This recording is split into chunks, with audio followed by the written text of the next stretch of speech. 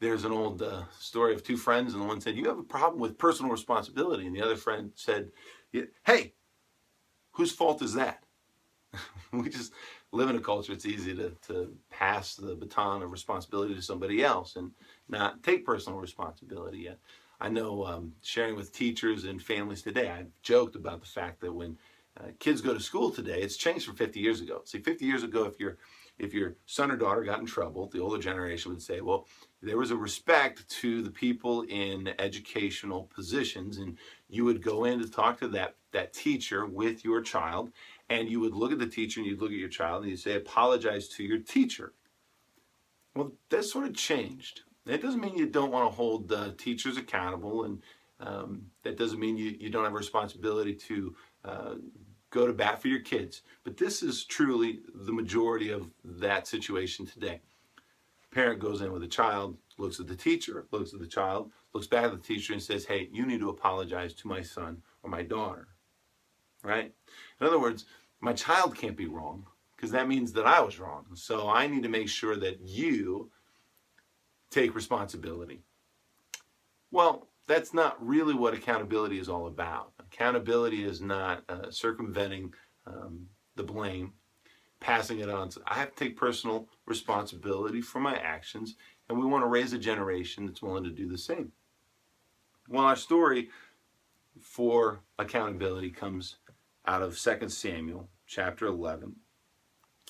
And this is one of the darkest, if not the darkest, story in David's life. Story of David and Bathsheba. Let's share for a few minutes and walk through this story together.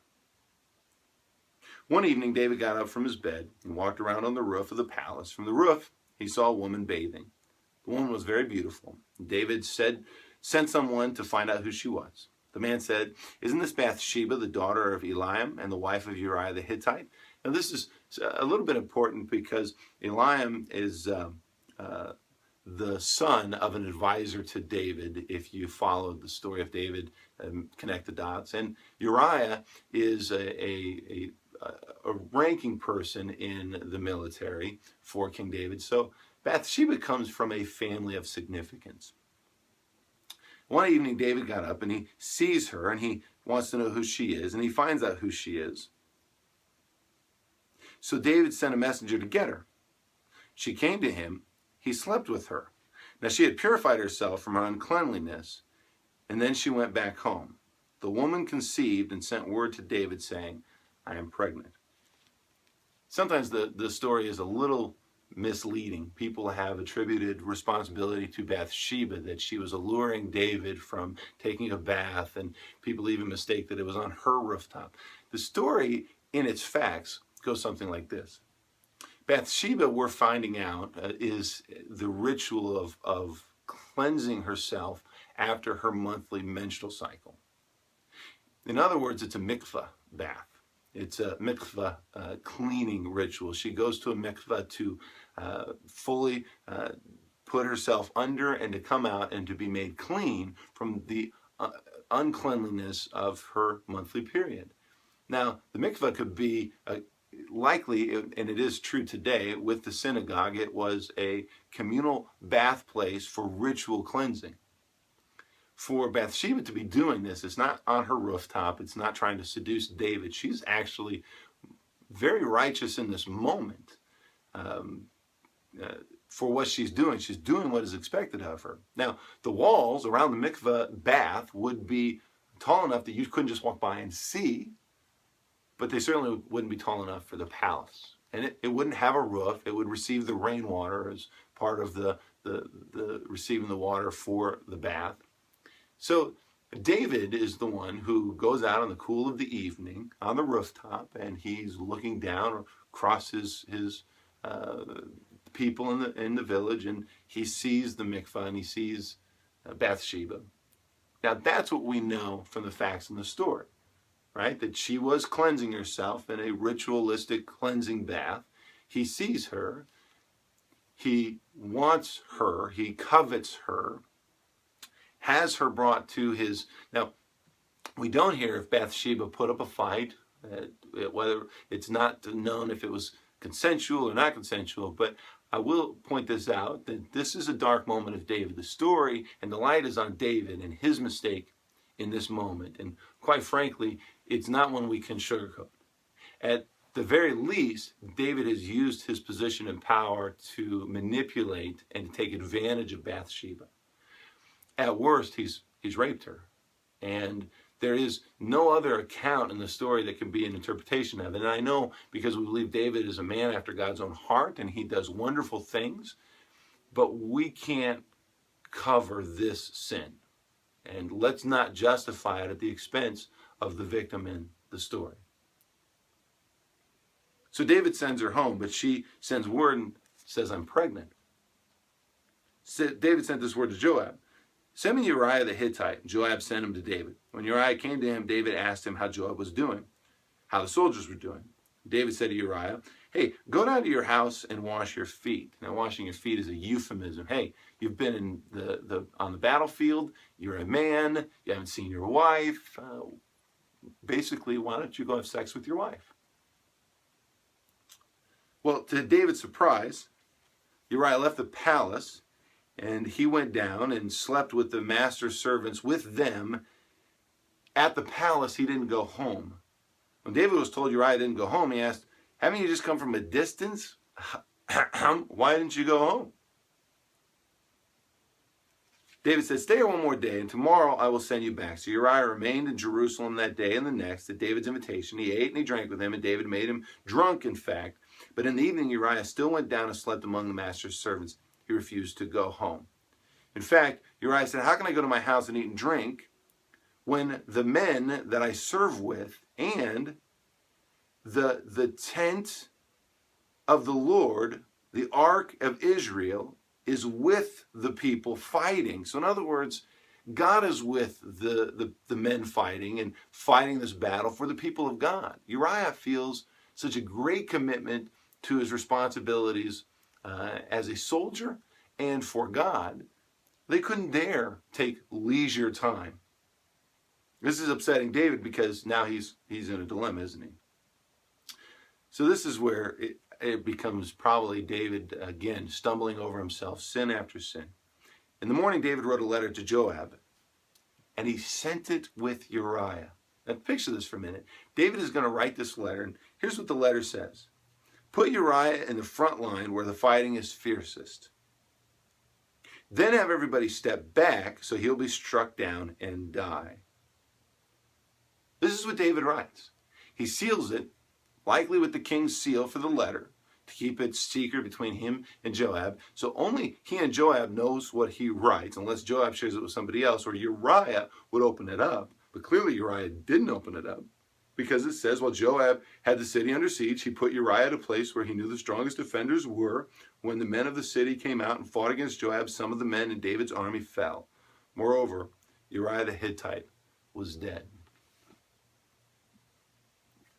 Odd, isn't it? King David signs Uriah's death, gives it to Uriah to take to Joab. The challenge of the story is that we don't always follow our responsibilities. I told you about David and Bathsheba, and I told you how King David essentially broke almost all the commandments in a matter of a few weeks, if not a few months. He coveted his neighbor's wife. He lied. He stole. He did not honor God. He essentially worshiped himself, made himself an idol. Where did everything go wrong? Well, I skipped the first verse of the chapter. And this is where everything went wrong. In the spring, at the time when kings go off to war. That's it. In the spring, when kings go off to war, David didn't go. David didn't show up. When he was expected to show up, he didn't show up. Instead, he stayed back.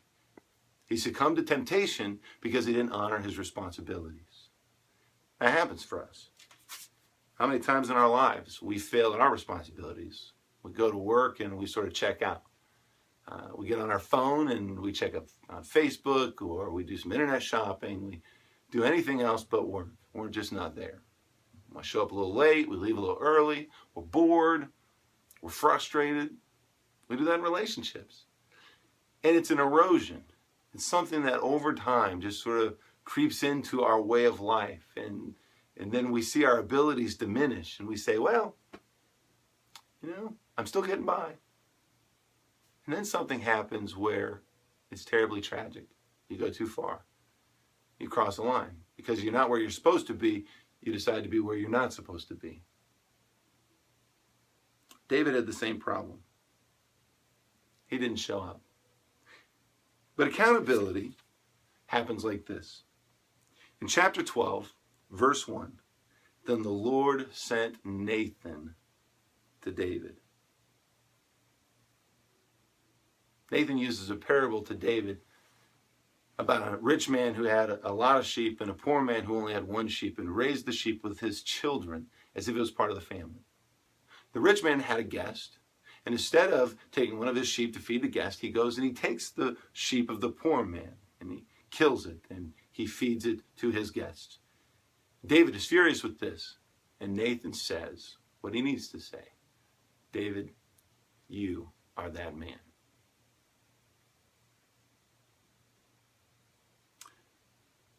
Nathan held David accountable. I have to admit, we often don't like accountability, but it is what gets us to honor our responsibilities. In fact, accountability is just that, to take account. The good news is, if we're not held accountable, then it's because people don't care. We are afraid of accountability, but if somebody holds me accountable, if my wife holds me accountable, if the deacons hold me accountable, then that means they have an account. We've said that about coaches. If a coach doesn't get after you, then a coach doesn't care to think that you're worth improving and coaching. Nathan had to hold David accountable. It wasn't fun, but it was absolutely what he needed to do. Because he believed in David. Even for David's darkest hour, he was still king of Israel. He was still a man, despite his flaws, who was after God's own heart. And in fact, we see the confession that David makes in Psalm 51. Create in me a clean heart, O God. Renew a right spirit within me. It's a psalm he wrote because of his actions with Bathsheba. Now I'd ask that same question for you. Are you good with accountability? Is the best accountability you have is what you hear on the news, that we leave it up to the cable news networks to hold politicians accountable, and we just jump on board from our couch? I laugh, I watch ESPN, and it seems to be more drama anymore about holding those players accountable. I can't get the facts about the games, but I can hear about what they did away from the court or off the field. And we've translated that. Our best accountability is, we blast people on Facebook, or if at the very best, we'll send them a mean text. But to have a face-to-face, to have somebody that you matter, what you did was wrong, but there's hope for the future. Seek forgiveness. If you are the person who's holding somebody accountable, don't just throw stones. Realize we all live in glass houses. The best thing to do is what Nathan did. There was an opportunity to tell a parable, a way to introduce things to David. Most of the time, it's just your willingness to listen. And then when people speak, hold them accountable to what they say. And then if you're the one who needs accountability, realize that it can't be your own self-help accountability. You need people who will pray with you. We have a cover on our bulletin this week about a church gathering together to pray over somebody. Now, it was somebody who had health issues, but at the end of the day, even our health issues, there's a moment of vulnerability where we confess. We say, I need the church to be accountable with me for my fear, my trepidation. And what I love about our church is we're a place that so often will say, you know what? Don't go this alone. Don't try to carry this burden. We know that that's not just true with our fears of our health and crisis, also of our sins.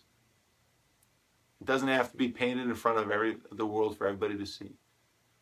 But know that Jesus came to this earth to essentially do that very thing, to set us free.